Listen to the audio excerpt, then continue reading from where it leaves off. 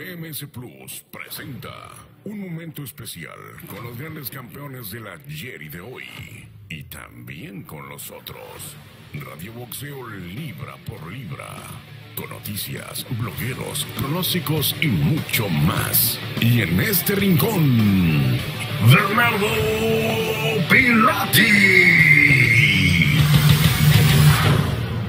¿Qué tal, amigos? Bienvenidos al tercer programa de la primera temporada de Radio Boxeo Libra por Libra. Qué gusto saludarlos e invitarlos hoy a compartir contenidos originales de lo que más nos apasiona, que es en el boxeo, y siempre con lo que siempre decimos, con la fuerza de las redes y la sabiduría de sus mejores voces. Vamos a tener hoy de inmediato la ruleta de las redes, después el segmento especial de Misión Boxeo México, hoy dedicada a Salvador Chava Sánchez, y algunas comparaciones que les pueden resultar odiosas, pero siempre están allí en el tapete, Chávez o Sánchez, Sánchez o Chávez.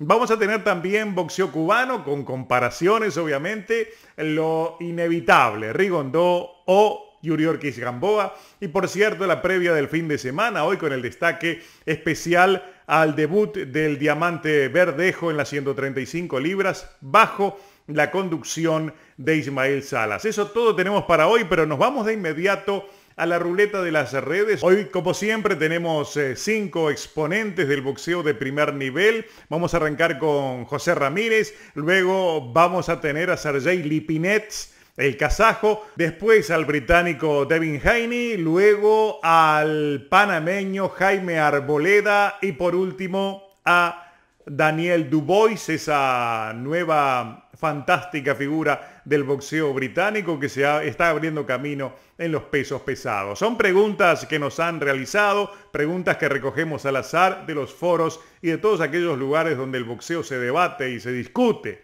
En el tema de Ramírez, obviamente, ahí está la pregunta inevitable. ¿Va o no va a enfrentar a Josh Taylor? Por supuesto que lo va a enfrentar este año.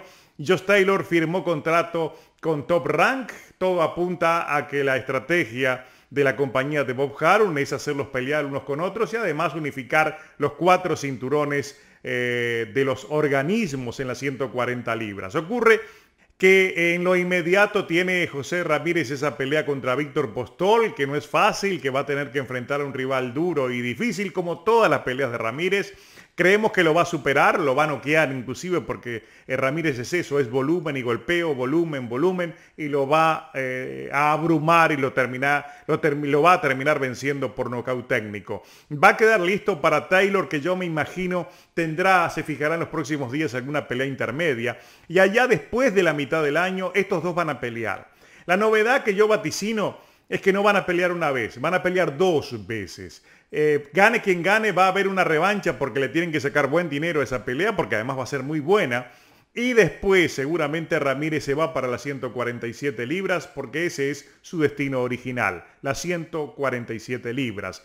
En el caso de Taylor, creemos que se va a quedar algún tiempo en esta categoría y va a hacer historia de la mano de Top Rank después de su gran victoria, su sufrida victoria pero merecida ante Regis Prograis, que no era el gran favorito pero la ganó. Creo que Taylor tiene nombre y ya tiene prestigio como para hacer historia aquí en los Estados Unidos, además de un excelente boxeo. Esa batalla es de alquilar balcones entre Ramírez y Taylor y seguramente va a ser después de la mitad del año. En el caso del número 2, Sergey Lipinets, todos lo recordamos, gracias a él Mickey García se hizo campeón en las 140 libras. Fue en aquella pelea en la que él subió a la división de los superligeros y le arrebató el cetro que en el momento él tenía. Después de esa pelea, Lipinets tuvo 3 victorias en 147 libras y alcanzó con esas victorias para posicionarse en el primer lugar de la clasificación de la FIB. Ocurre que ahora la FIB está despojando del título a Harold Spence porque no va a atender la mandatoria que ellos mandan y en consecuencia hay una pelea obligatoria entre el 2 y el 3 o entre el 1 y el 2, en este caso son Lipinets y el uzbeco Abokakoro, un hombre que está bajo contrato con Top Rank, que tiene un buen récord y que seguramente le va a dar muy buena batalla a Lipinets, hasta creo que se la va a ganar. Entonces de la nada va a haber un campeón desconocido que aparece de la nada y se apropia de un cinturón muy ambicionado como el de la FIB y que para el cual seguramente habría otras figuras con mayores merecimientos. Pero ellos lo deciden a su manera. Ese laberinto de los títulos, ese laberinto de las clasificaciones que nadie entiende por dónde sale, pero al fin del día los organismos son empresas privadas y hacen lo que se les antoja. En este caso, entonces, Lipinets y Adbocacoro van a pelear por el cetro que va a quedar vacante por causa de que Errol Spence no lo va a defender. Y en el tercer lugar tengo a David Haney, el británico, que habla mucho, parece un abogado, desafiando a todo el mundo, dando declaraciones sobre quién quiere enfrentar en 135 libras. Pero no nos olvidemos que este Haney es un paracaidista en el título. Prácticamente él llegó a campeón gracias a esa política absurda que comercialmente trata de imponer el CMB con los títulos franquicias. Primero fue a Canelo, después fue a Lomachenko. Entonces, a raíz de eso, a Lomachenko lo colocan como campeón franquicia, o sea que es un campeón monárquico, pierda o gane, sigue siendo campeón, y lo meten a este Haney en el lugar de él, de campeón oficial del CMB. Ahora tiene una defensa mandatoria contra el Abejón Fortuna, el dominicano, que va a ser un buen examinador.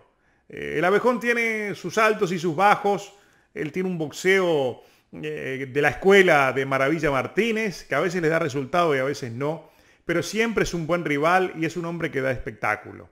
A veces se entrevera un poco, sus peleas se deslucen en cierta medida, pero obliga a sus rivales a trabajar. Y a este Haney lo va a obligar a trabajar, y eso es bueno, porque este hombre, este británico con 22 años, que ya ha dicho que quiere pelear con Lomachenko, con Teófimo López, con Gervonta Davis, con Ryan García, se han cruzado desafíos, pero no sabemos si va a pelear contra alguien. Lo que sabemos es que tiene a Fortuna y tiene que ganarle.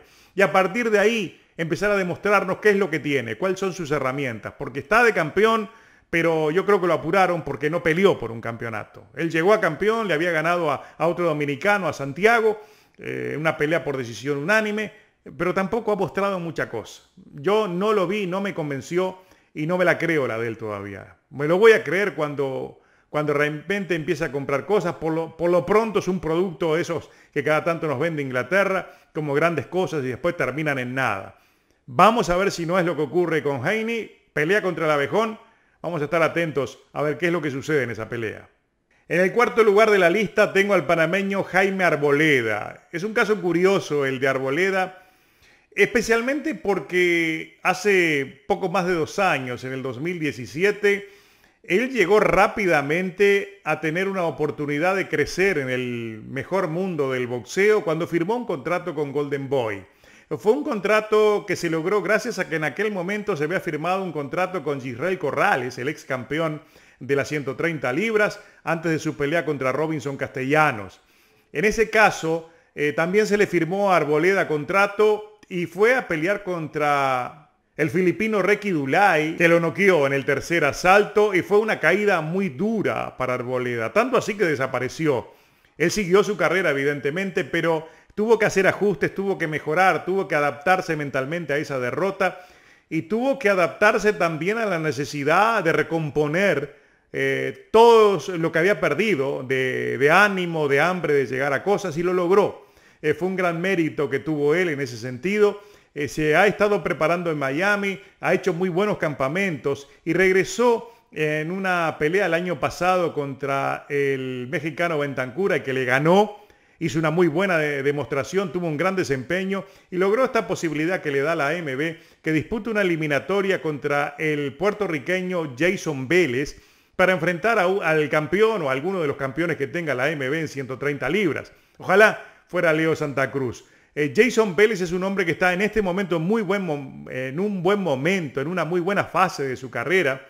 Después de aquella derrota que padeció ante Ryan García, Jason se ha recuperado, ha ganado 3 peleas al hilo y viene con mucho ánimo, con muchas ganas de lograr cosas a sus 31 años. Se va a enfrentar con Arboleda, los dos están en un buen momento. Seguramente esa va a ser una gran pelea, se las recomiendo. Va a ser una eliminatoria para el título de las 130 libras de la AMB. Y finalmente en la lista tengo a Daniel Dubois, esa fantástica posible gran figura del futuro del boxeo inglés. Digo posible porque con Inglaterra uno no sabe qué esperar. De repente nos venden un paquete, como de repente nos traen una gran estrella del futuro.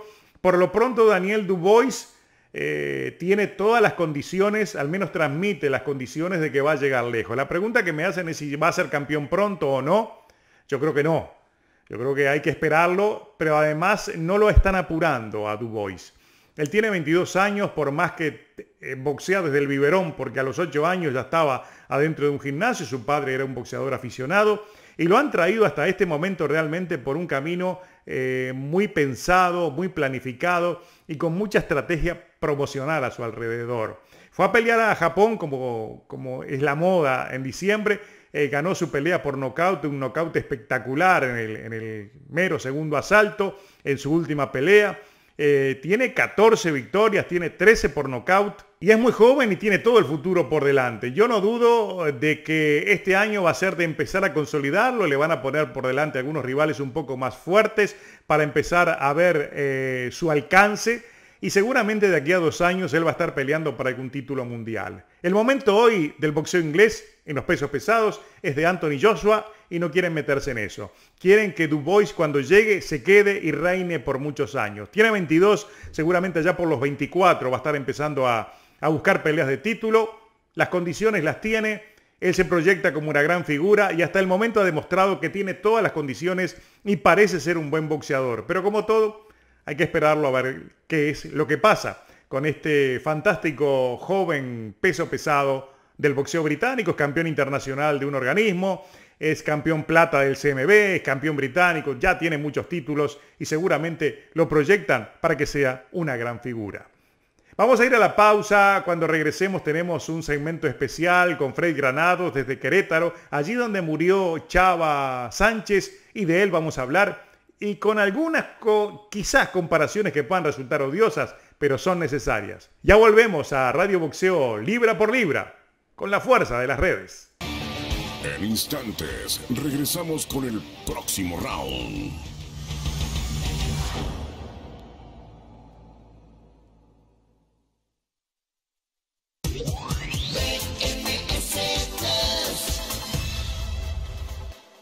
Y regresamos, esto es Radio Boxeo Libra por Libra, con la fuerza de las redes y la sabiduría de todas sus voces. En este segmento vamos a hablar del boxeo mexicano, porque precisamente el segmento se llama así, Misión Boxeo México. Y esta vez, desde Querétaro, con nuestro Freddy Granados, vamos a hablar de un tema realmente interesantísimo, como lo es la vida y carrera de Salvador Chava Sánchez.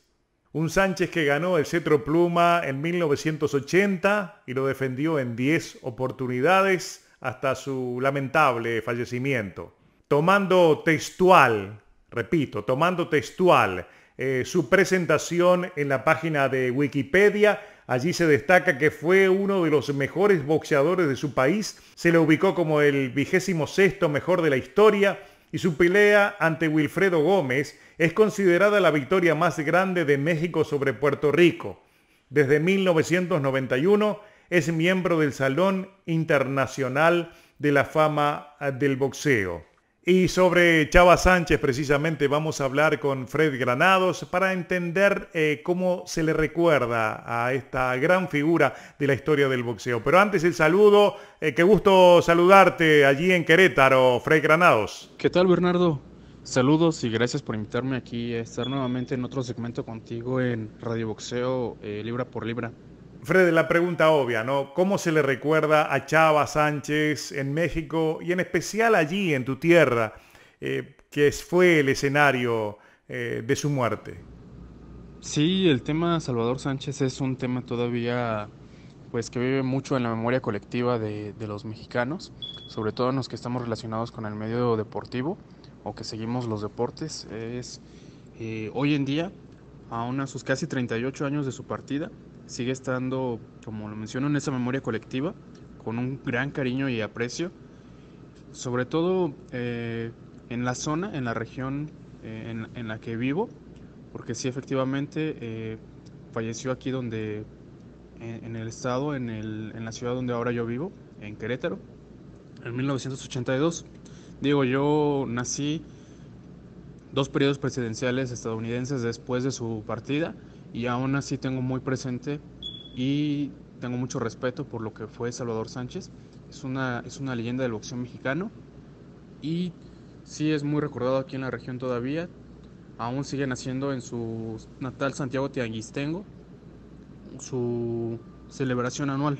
Fred, en tus recuerdos hay una anécdota relacionada con tu familia que tiene que ver con precisamente con Chava Sánchez. Háblame sobre ella.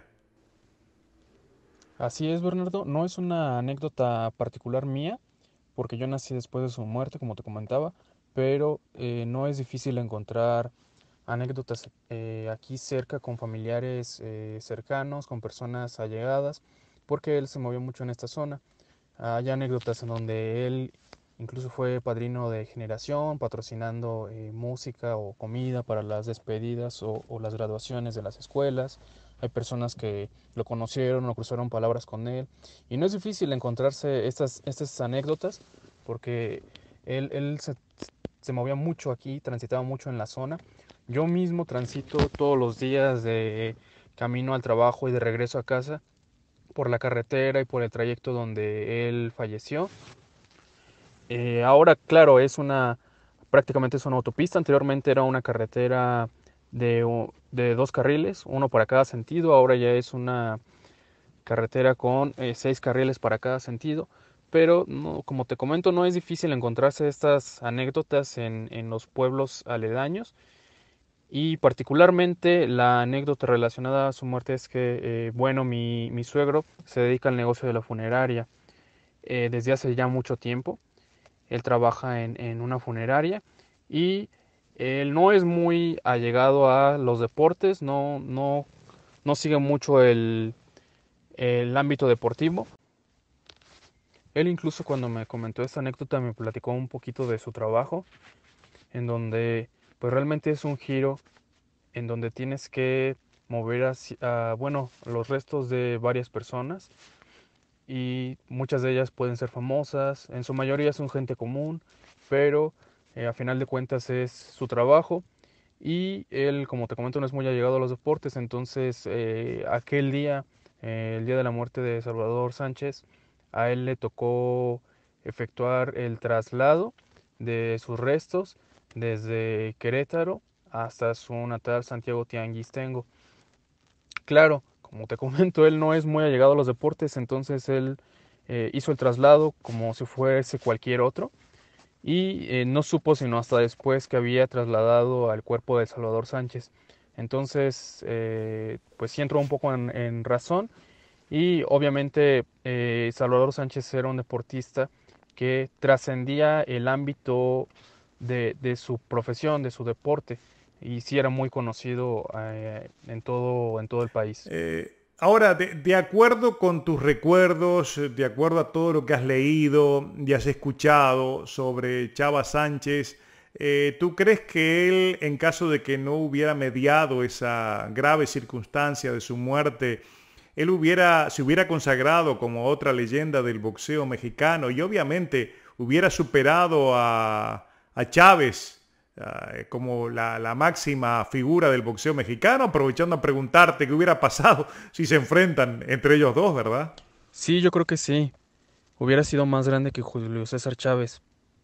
Digo, hoy Chávez está en número 1 de todos los tiempos en el boxeo mexicano, pero él sí completó su carrera. Ahora bien, si consideramos que el boxeador tiene sus mejores años entre los 28 y 29 años y Salvador Sánchez a sus 23 años ya había logrado lo que había logrado, le quedaban 5 o 6 años de estar en el tope de su carrera, en el tope de su disciplina, con sus mayores virtudes y cualidades. Entonces, de no ser por esa muerte prematura, sí, hoy sería yo creo que el primero en todos los tiempos en la historia del boxeo mexicano. Ahora, Bernardo, imagínate que era muy posible que se hubieran encontrado en el mismo cuadrilátero para enfrentarse, porque transitaban en las mismas categorías y en una época en la que sí pudieron haberse encontrado. Imagínate la pelea que hubiera sido. Fred, una pregunta que evidentemente tú mejor que nadie la puedes responder porque tienes una visión diferente desde adentro del boxeo mexicano, ¿no? Ahora, viendo los videos de Chava Sánchez y viendo el boxeo hoy, ¿a qué figura del presente tú lo mirarías como alguien semejante en su estilo a Chava Sánchez? Por su estilo, Bernardo, creo que no hay hoy en día un boxeador que se le asemeje a lo que fue Salvador Sánchez. Digo, hay muchos boxeadores muy buenos, ha habido boxeadores muy buenos que a lo mejor tienen pegada, a lo mejor tienen técnica, a lo mejor tienen resistencia, a lo mejor tienen la capacidad que tenía Salvador de recuperación, su estamina, pero no hay uno que reúna como Salvador en un solo momento esas características. Entonces creo que hoy en día no ha nacido todavía o no es boxeador ese con quien le podamos comparar. Claro, claro, pero tampoco hay récord similar, ¿verdad? Es la pregunta. Lo digo, lo pregunto pensando en que, por ejemplo, Jaime Munguía, que peleó en estos días, tiene la misma edad que tenía Salvador Chava Sánchez cuando murió. Es difícil encontrar un récord que se le parezca hoy en día. Es difícil porque Salvador a sus 23 años hizo mucho en el boxeo. Este fin de semana pasado acaba de pelear Jaime Munguía y lo único que tiene en común es la edad que tenía Salvador Sánchez. Pero para entrar un poco en comparación, es como si Jaime Munguía, o lo que tendría que haber hecho Jaime Munguía ahorita a sus 23 años es tener u ostentar su título en su división y tener ya 7 defensas de ese título y la octava y novena defensa hacerlas contra, por ejemplo, el Canelo Álvarez y Gennady Golovkin y ganarles de forma contundente por nocaut. Entonces, no hay hoy en día alguien similar a lo que fue Salvador Sánchez. Perfecto, gracias Fred, como siempre, excelente material que nos llega desde Querétaro todos los jueves. Nos reencontramos la próxima semana, como siempre, con el segmento especial de Misión Boxeo México. Gracias, Bernardo, nos vemos la próxima. Perfecto, era Fred Granados desde México. La próxima semana vamos a tener con él algo muy especial con una de las categorías menores, pero que ya hace rato dejaron de ser las menores. Nos vamos a la pausa. Al regreso de la misma, todo para el boxeo cubano y en especial la escuela cubana y dos de sus exponentes tan cercanos como tan diferentes, como Yuriorkis Gamboa y Guillermo Rigondó. No se vayan, ya volvemos. En instantes regresamos con el próximo round.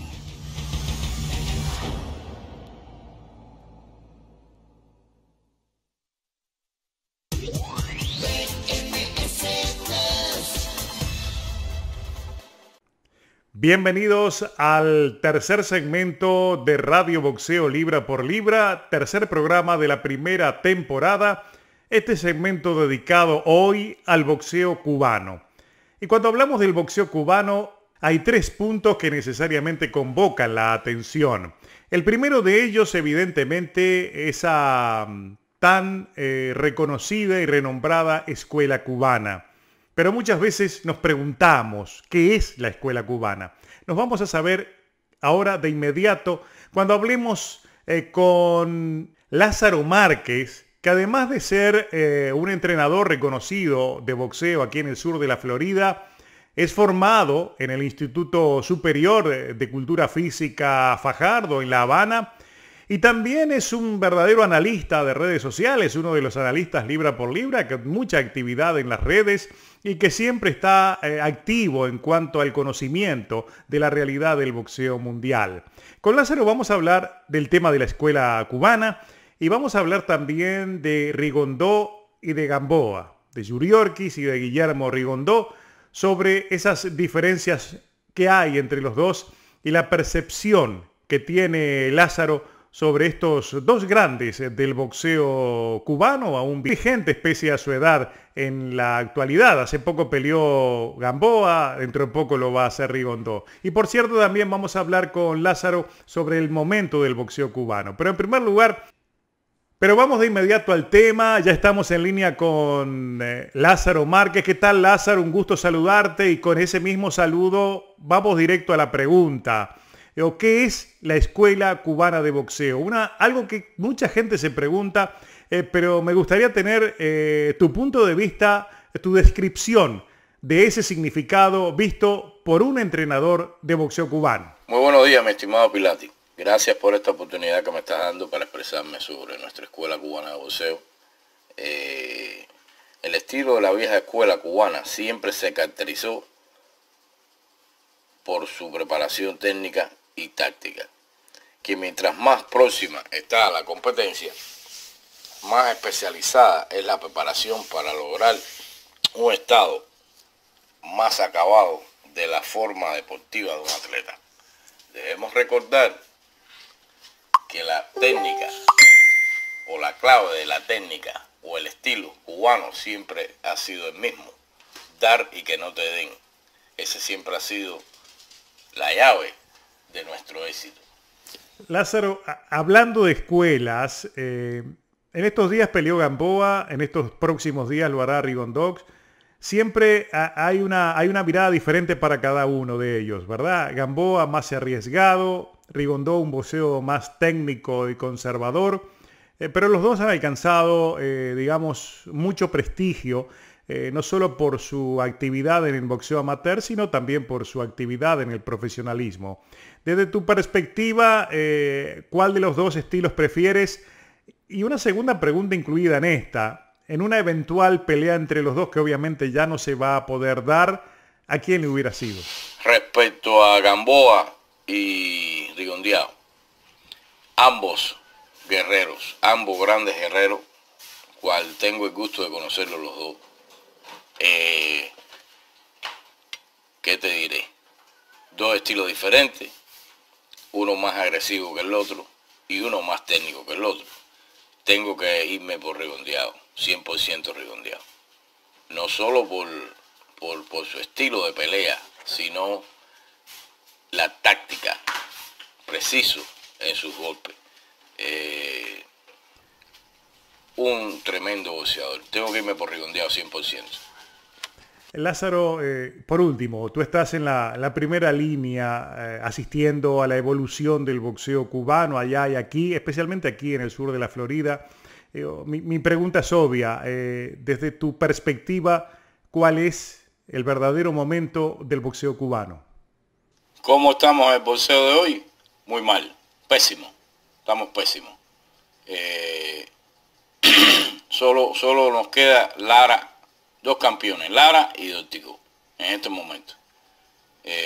Definitivamente, uno de los problemas más serios que tenemos son los promotores y managers, que no saben escoger las peleas, no saben agarrar buenos contratos. Simplemente, la otra cosa que nos perjudica al máximo es la disciplina. No hay disciplina. ¿A qué me refiero con eso? Y lo digo sin que se ofenda, o el que se ofenda tiene dos trabajos. Ganan 5, 6, 7 peleas y pierden disciplina. Ese es el problema serio. Promotores y disciplina. No hay disciplina, punto. Otra cosa muy importante. ¿Qué pasa? Esto es profesional. Esto no es amateur. Mientras no hagamos un trabajo en el ring al 100%, nada de punteo, aprender a definir un combate, así es el profesional. No vamos a echar para adelante, simple, no vamos a echar para adelante. Hay que demostrarle en el ring de qué estamos hechos. Nada, punto. Perfecto, Lázaro, muchísimas gracias, muy valioso tu aporte y por cierto, en el futuro vamos a estar de nuevo en contacto, por cierto. Te agradezco infinitamente, gracias por la entrevista. Quiera Dios que este año nuestro boxeo dé un paso más al frente. Bien, era Lázaro Márquez, otro de los analistas libra por libra en redes y una persona muy por dentro de lo que es el boxeo cubano aquí en la Florida. Amigos, vamos a ir a la pausa, la última, al regresar en el cuarto segmento, hoy las previas, lo que sucede en boxeo este fin de semana. Y por cierto, con el entrenador Jay Rivera vamos a hablar sobre el debut en 135 libras, bajo la conducción de Ismael Salas, de Félix el Diamante Verdejo. En instantes volvemos. En instantes regresamos con el próximo round.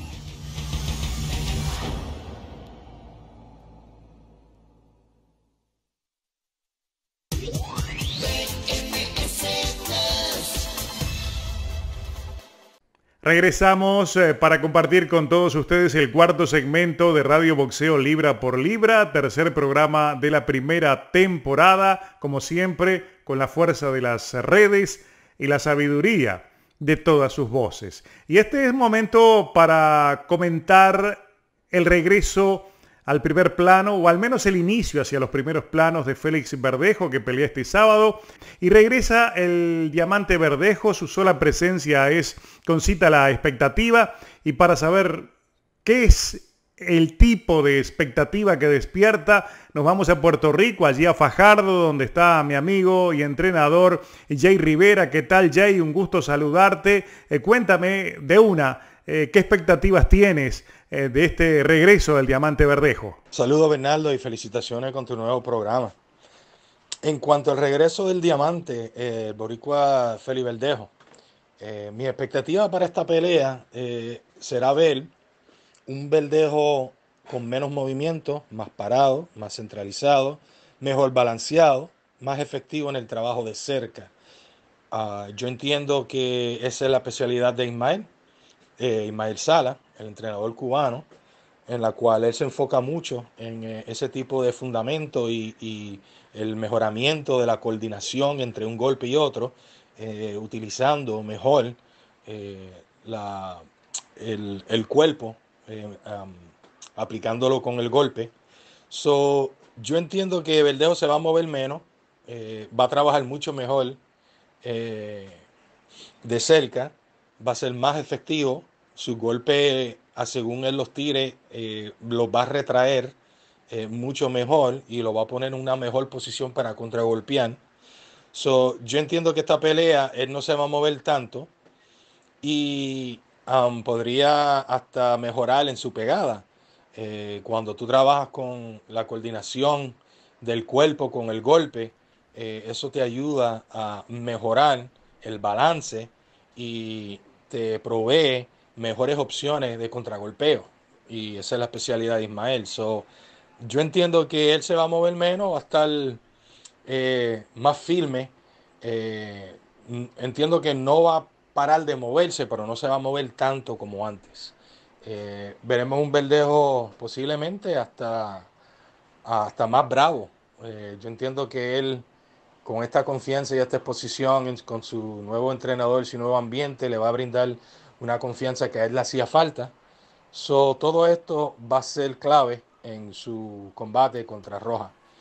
Jay, ¿qué opinión te merece Ismael Salas como entrenador? Fundamentalmente, ¿qué piensas que Salas puede lograr con Verdejo? Y a su vez, ¿qué esperas que consiga Verdejo trabajando con un entrenador con el estilo y los métodos de Ismael Salas? Pues la preparación con Ismael Salas va a ser bien interesante ahora en su nueva fase de su carrera. Todo depende de cómo él asimila las instrucciones y las enseñanzas de su nuevo entrenador y cómo él lo emplea. Lamentablemente hay muchas situaciones en las cuales los boxeadores adquieren entrenadores nuevos y aprenden cosas nuevas. De esas cosas, algunas se filtran para la pelea, a otras cosas no llegan por cuestión de tiempo. Se requiere tiempo para que todas estas cosas se puedan incorporar bien dentro del trabajo del boxeador, y no es algo que va a suceder de la noche a la mañana. No lo vamos a ver todo en esta pelea. Lamentablemente, en muchas peleas el peleador tiende a salir con estas enseñanzas reflejando, y después, si la pelea se alarga, sucede mucho el caso en que los boxeadores tienden a volver a las tendencias que tenían anteriormente. Por eso es que entre más tiempo él se sigue desarrollando y entre más enfocado y entre más aptitud tiene reteniendo la información de Salas, más rápido se va a desarrollar y más rápido va a mejorar.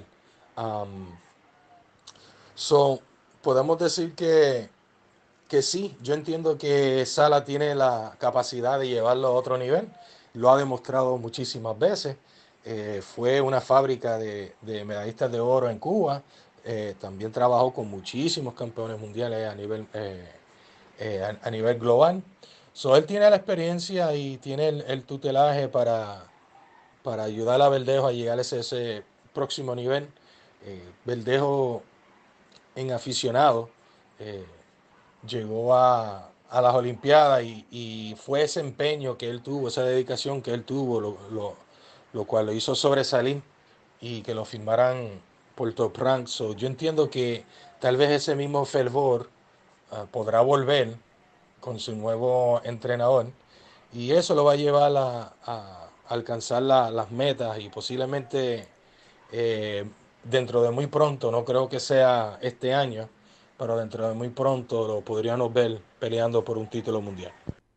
Por último, Jay, las 135 libras están realmente recargadas, ¿no? Como Matrix. Tienen a Lomachenko, tienen a Teófimo López, tienen a Ryan García, tienen a David Haney, tienen a el propio Gervonta Davis. Es decir, dentro de todo ese universo de tan buen material humano, ¿qué lugar le ves a Verdejo y cuándo piensas que él puede depuntar en caso de que esta nueva experiencia dé resultado bajo la conducción de Salas? Las 135 libras está bastante cargado de talento ahora mismito y son boxeadores de alto nivel.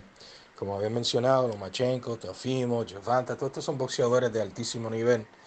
Y el tiempo que le va a hacer falta a Verdejo para él poder asimilar, para absorber, para poder emplear lo que se le está enseñando, no se adquiere de la noche a la mañana. Esto es algo que coge tiempo y desarrollar la química con su nuevo entrenador, tomando en cuenta de que él tuvo su mismo entrenador desde que él era muchachito. So, ese cambio de ambiente, ese cambio de entrenador, la química que se tiene que desarrollar, la psicología que hay detrás de la comunicación entre entrenador y boxeador, todo eso está nuevo.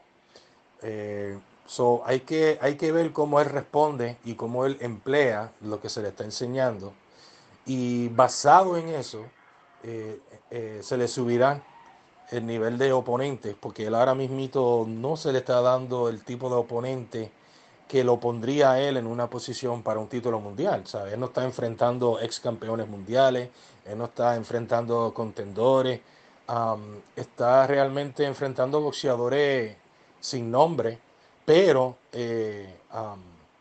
han sido boxeadores de calidad, lamentablemente boxeadores a las cuales él debería haber dominado más convincentemente.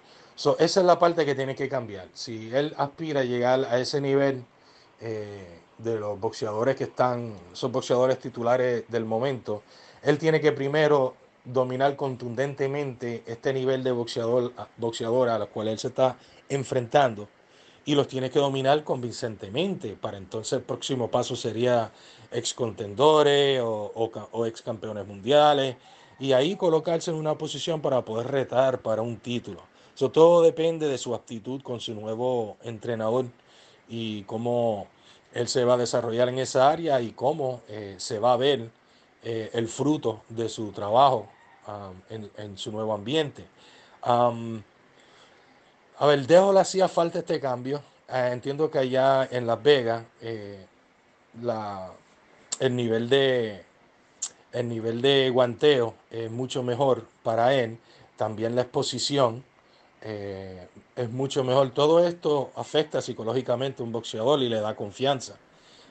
Perfecto, gracias Jay. Era Jay Rivera desde Fajardo en Puerto Rico, ya en el final del programa de hoy, de este cuarto segmento, hoy enteramente dedicado a las previas del fin de semana y en especial al debut de Félix Verdejo. En nuestro próximo programa, precisamente, vamos a opinar cómo fue su debut y vamos a tener ya una perspectiva no solo de lo que haya mostrado Verdejo, sino también lo que esperamos de los demás boricuas y en especial Christopher Pitufo Díaz, que debuta que tiene también una presentación este sábado en Verona a través de ESPN. Amigos, hasta aquí todo por hoy. Nos reencontramos la próxima semana, el día martes. Recuerden, ustedes nos escuchan a través de la aplicación de BMS Plus en todas sus plataformas y a su vez en mi canal youtube.com/Bernardo Pilati. Gracias como siempre por vuestra atención. Nos reencontramos aquí mismo en Radio Boxeo, libra por libra. BMS Plus presentó Radio Boxeo Libra por Libra. Y llegamos al final de la cartelera. Todos los derechos reservados.